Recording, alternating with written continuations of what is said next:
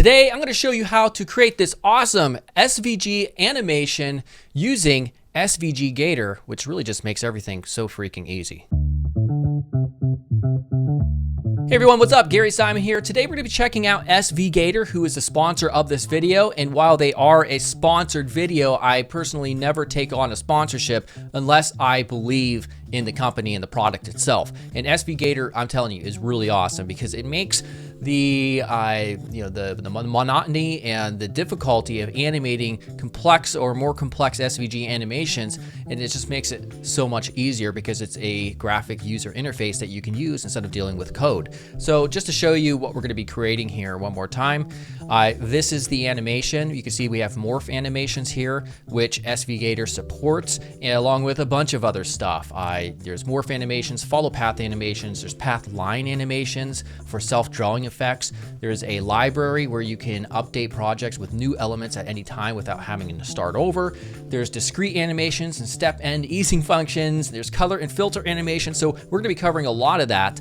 And so hopefully you guys can see just how powerful this is. So there's a 14-day trial that you can use. So just click on the link below so you can follow along with me through this tutorial just so you can see how powerful it really is. So let's go ahead and get started. All right, so before we got to SVGator and actually having this animate, I wanted to show you just how I constructed this real quickly. I'll just go through the layers so you can see what we're dealing with. I think that's important to give it context in terms of how this will animate.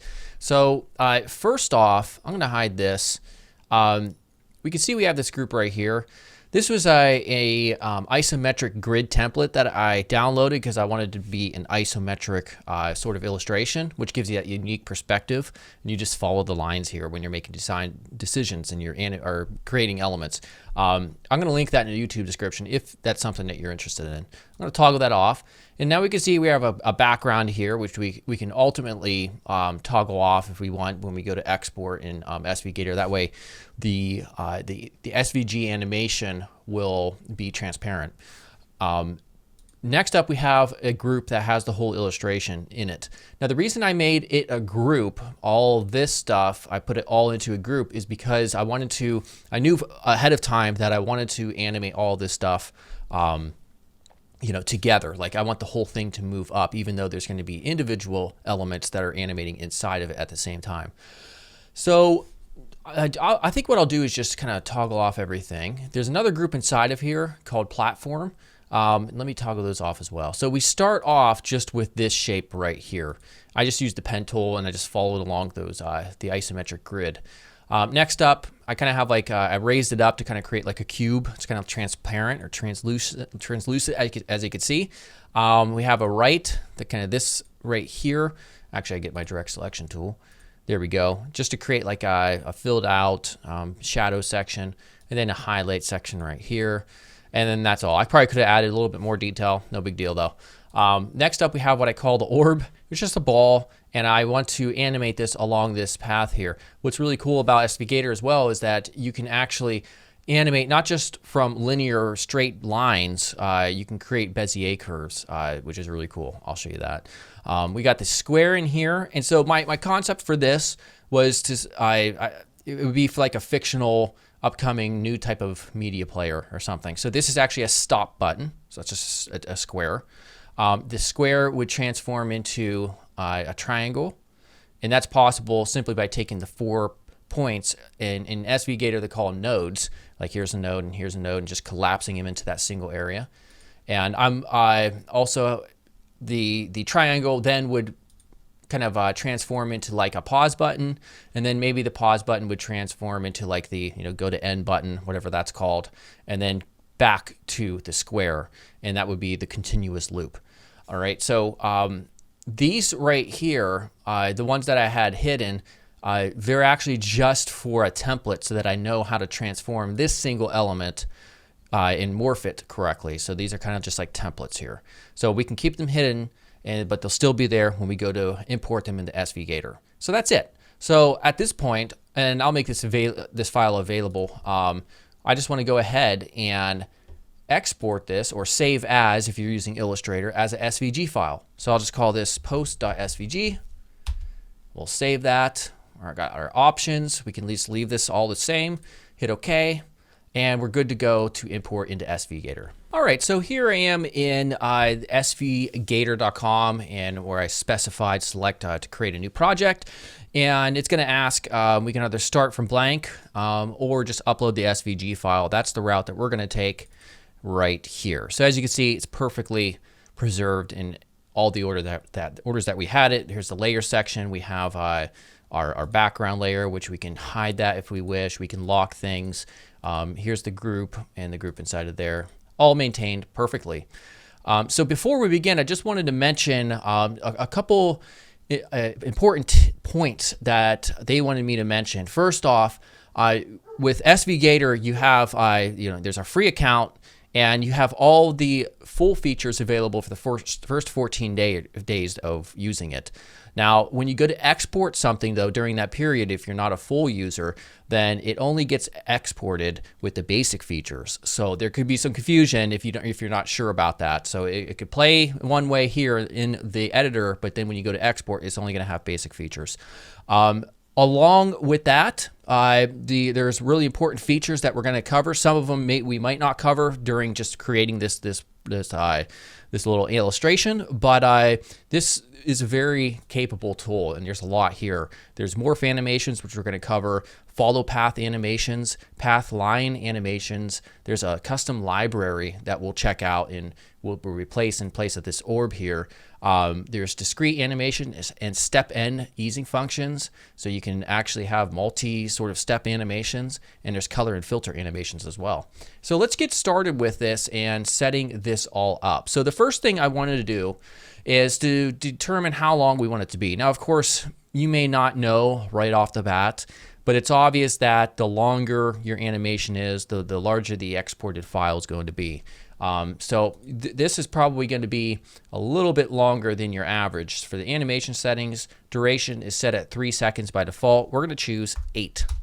I'm going to choose a nice even number. That way, especially when we're dealing with this little ball that goes to 4 different places, it'll get there in 2 seconds per corner. So it'll just keep on continually looping over. Also, in this section, we can change the iterations from just to a certain count. If you only want it to repeat once or 2 or 3 times, you put it in here, or infinite right there in iterations. Very simple.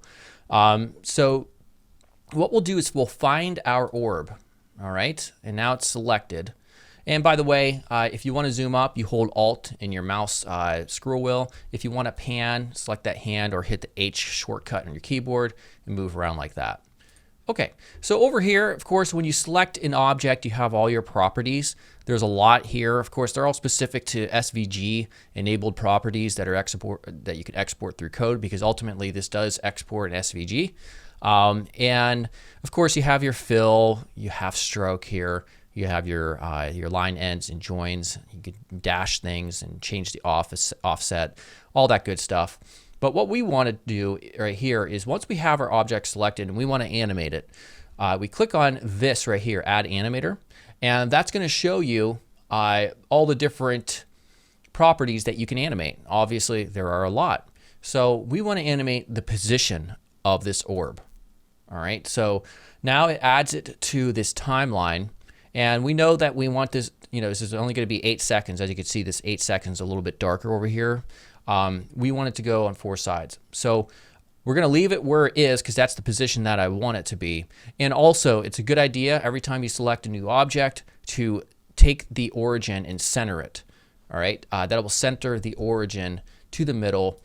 And if we choose this option right here for transforming, you can see that you can actually change the origin point. So if you go to like rotate it or something like that, it'll rotate around that point. Otherwise, if you don't want that, you can just center it by clicking this button right here. Okay, so we're going to go ahead and move the playhead forward to 2 seconds. Now we're going to transform it. Oops, sorry about that. I'm kind of used to using other tools like Adobe Premiere. What we'll do is, there we go. We'll go ahead and move this ball to that corner right here. And it has nice controls for snapping into certain areas, and that's pretty much perfect where we want it to be right here. So now if we go back and just hit play or your space bar, it's going to animate it right there. Now, you can also change, if you select this keyframe right here, you could also change the easing right here, and there's a lot of them. Very, very cool easing options that you have here.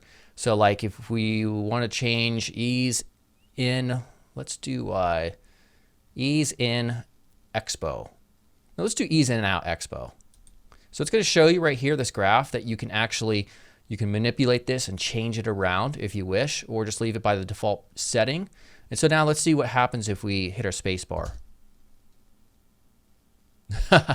Very interesting. Okay, you know what? We'll stick with it. All right, so now we're just going to go to 4 seconds.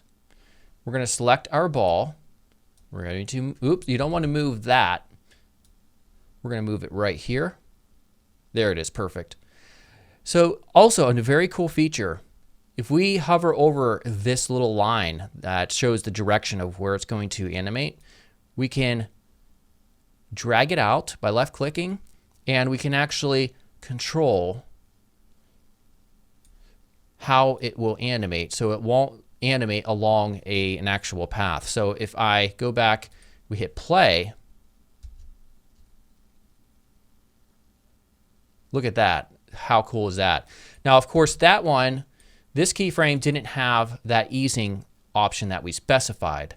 So all we have to do is go back, and we're going to choose ease in out expo, and now this will work. How cool is that? I just love it. All right, so I actually don't want that option. I don't want this. So I'm just going to take and drag those back in so that it just animates along that, that path. All right, so now what we'll do is we're going to move forward. We'll do this just real quickly. Again, I will fast forward into playhead just so you can see this.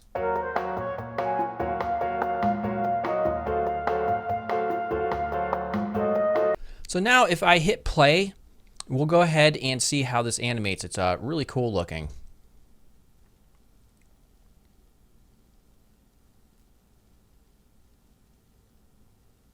Awesome. So now at this point, let's go ahead and focus on the actual morph animation part. So here's our square, and that's what we want to basically change into a kind of triangle, which is right here. We're not going to see it even if we turn it on because it's both the same color. If I take this square and hide it just temporarily, we can take our triangle then and we can change the fill color just so we can see it right there. Okay, so now we'll bring back our square and we'll go to the very 0-second point in the timeline, take our square, we'll change, we'll go to add, rather, morph. All right, so now it's added our square and has our orb underneath it.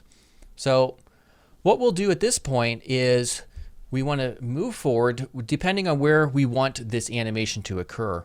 I think I want it to stay a square when it, the file loads up, and then maybe right here we'll start the transformation from a square into the triangle.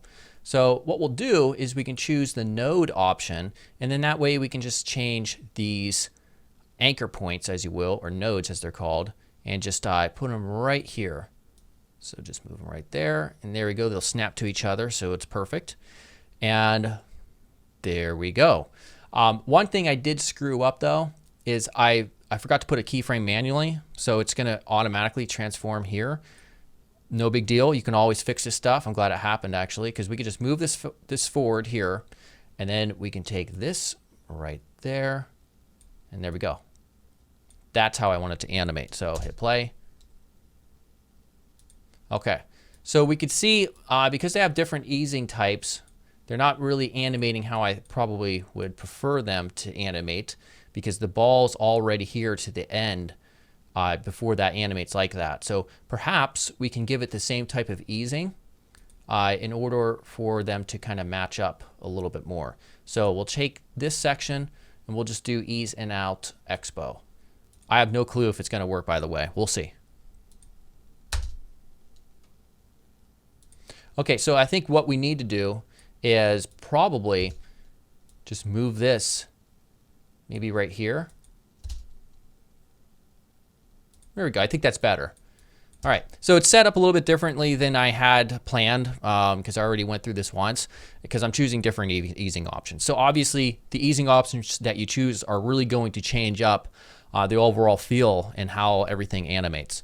All right, so now it's just a matter of taking this morph and going into the next step, and I think that will be changing it into the pause button.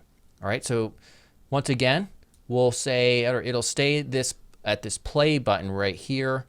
We'll put in a keyframe manually, just right there, so nothing changes, and then it'll start to change into the next section, which is the pause left and right button. So this pause, because it's not connected to, it's a separate element, this one on the left, we'll just make that one perhaps fade in. So we can get rid of this triangle that we had because that was just really just for our reference because we're only morphing one element, which is the square. So we're going to hide the triangle. So now we'll go ahead and take this right here and move it to this section. And then that goes there. Very good, as we can see. And then we will take this pause left and we're going to add an opacity to it. You know what? Maybe instead of an opacity, because I want to keep things consistent, nothing else is fading in, we can just we'll see how this works. I'm going to experiment and see if this works. So pause left, we want to add let's see here. We'll do a morph on it. So we'll choose morph. All right, so we're going to morph right from here, its current position. We'll add the final position is actually right here. So we'll go back to the current position keyframe and we will drag both these in. Now we see a line. That means we'll have to go ahead and add a opacity. So that's okay. It's not a big deal. We can add multiple properties to animate per object. So add animator. We'll just do, let's see here. We'll just do opacity. And for opacity, we'll just come in like right here, a keyframe behind it, add one, and we'll go all the way down to opacity. Let me find you. Oh, there you are. And just put it at 0. So that way we don't see it at all until it starts to animate in. Look at that. All right, so at this point, we also get rid of the pause right. We don't need that. And this is what the animation should look like when we're doing this. How cool is that? All right, so we also want to make sure we have those easing options applied here. So this has the custom easing. This one we'll choose real quickly, ease, let's see, in, out, expo. All right, and let's hit play. How cool is that? All right, and this as well needs that ease in, out, expo too. All right, so I'm gonna go ahead and hit play, and there. How cool is that? Oh, I love it. It's like goo, just slowly transforming, but then going real fast. Anyhow, so after that, I think we'll transform from this back into, this will go back into a triangle, and this will kind of just shrink, and it'll be kind of like the played in, or I forget what that's called, like scrub to end or scrub to beginning button. So we'll come back up at right here and add a keyframe right there, and this one gets changed. I think before we change this one, we'll go back up to our pause left, and we will add in a keyframe here, so it just stays right there. And then at the end, at 6, we're going to simply just shrink it a little bit, like this. To select multiple, hit Control. I was hitting Shift by accident, and we'll stay right around there. Then we'll go ahead and take these nodes and just find a place that looks like it's in the center for now. That looks pretty good, actually. And there we go. And then finally, oh, by the way, let's take both of these, and we just hold Control, selecting both, and then that way we can just change both of them at the same time to ease in, out, expo. All right, Let's actually play it so far.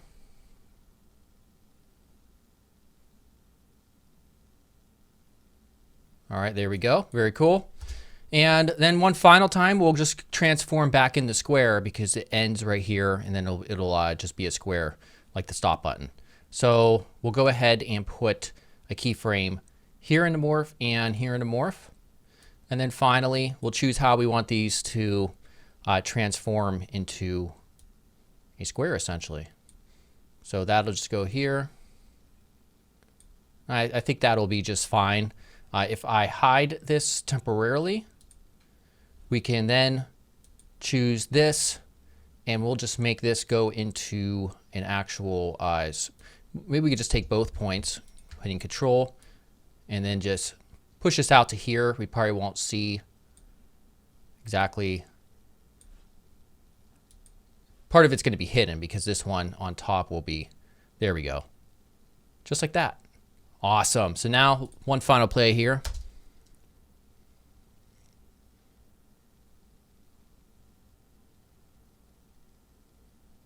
Oh, and of course we need the easings applied here.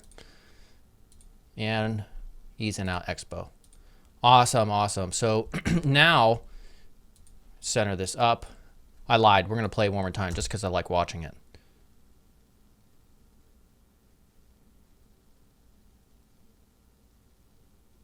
All right, very cool.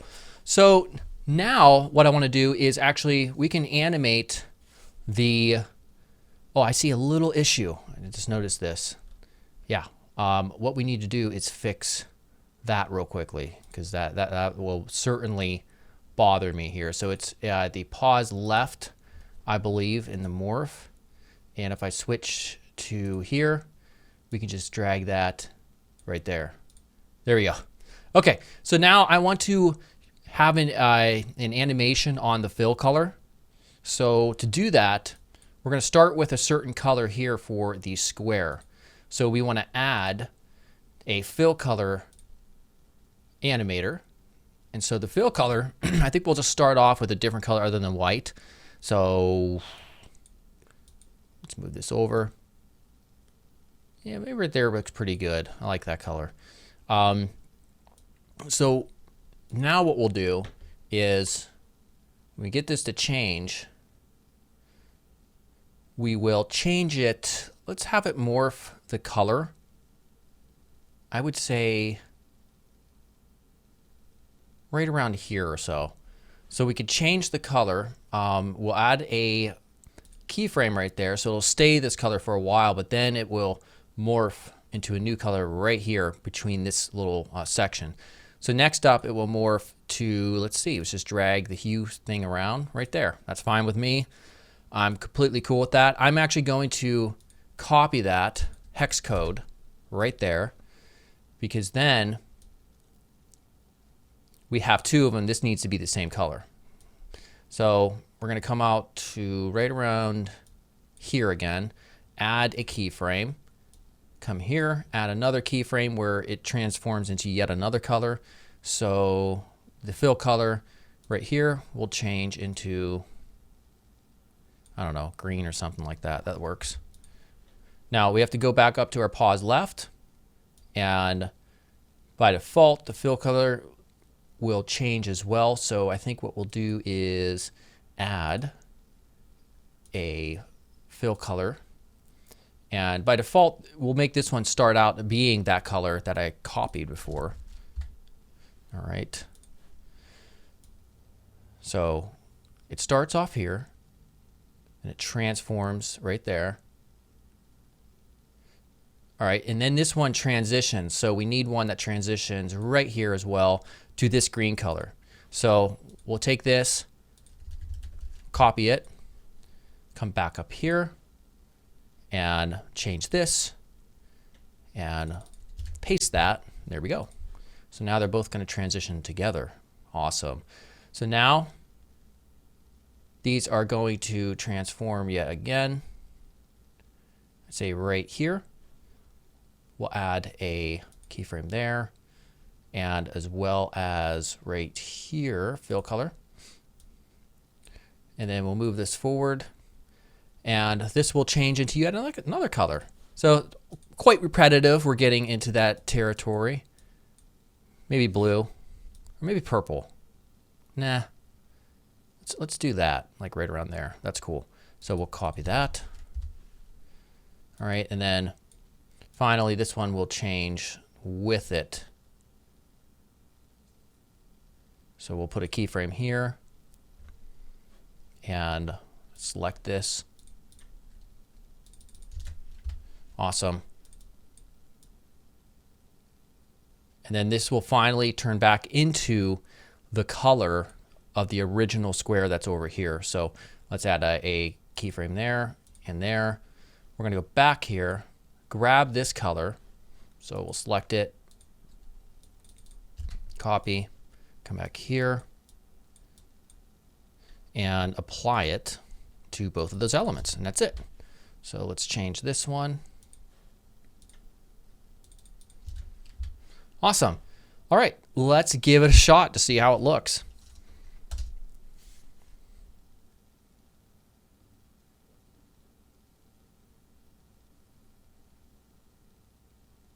All right, awesome. Okay, so now I want to take the whole element and kind of make it look like it's floating up and down. And so to do that, we can apply a position animation on this whole group right here. Okay, so let's zoom out just a bit and get this into view. So we're going to come back to 0. We're going to add right here a position. And by the way, when you select a group, you don't have quite as many options to choose from, but still decent enough. All right, so our position is going to end up in the same position. So I'm going to go all the way to the end of the animation, add in a keyframe where it's at, and then come to the middle at 4 seconds. And then I just use my keyboard arrow key. Let's click it first, and then just raise it very subtle. So look at that. The whole thing animates intelligently all together. And so what I want to do is I also have kind of like a shadow underneath that gets revealed when it lifts up. So what you can do, you can also take any of your other like platform bottom and just Control D to duplicate it. We'll drag it out, and then we'll take our background, put it there, right there. So now it's outside of that, and all we'll do, we'll just come to right there. So now it's revealed. We need to make it darker than the background, obviously, if it's a shadow. So like, you know what I want to do? I want to make it all black. And instead, we're going to come down to opacity and take the opacity down a bit. The reason I want to do that is because when I get to the HTML part, I want it to kind of see some of the text elements that are behind it. All right, so now this is the full animation. Let's hit spacebar.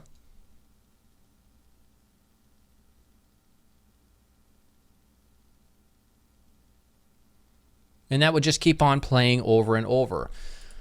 Awesome. So now I wanted to show you, just to show you that you can do this, you can actually import elements from the library, which is really cool. So if we click up here on the plus icon, this is where the library exists. First, you can have your own little library of assets if you wish, SVG based, of course.